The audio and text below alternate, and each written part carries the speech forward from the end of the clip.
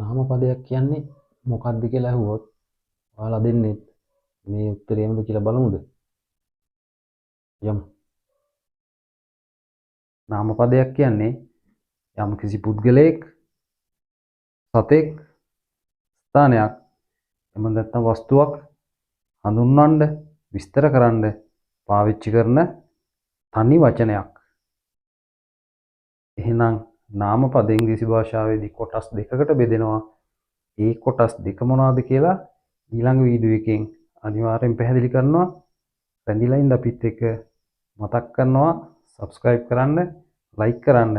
තියෙන ප්‍රශ්න මොනවා හරි යට comment section එකේ comment එකක් විදිහට ලියන්න. අනිවාර්යෙන් මම ඒකට උත්තරේ වෙනම වීඩියෝ එකකින් ලබා දෙනවා. අපි ඊළඟ දවසේ හම්බෙමු. bye bye.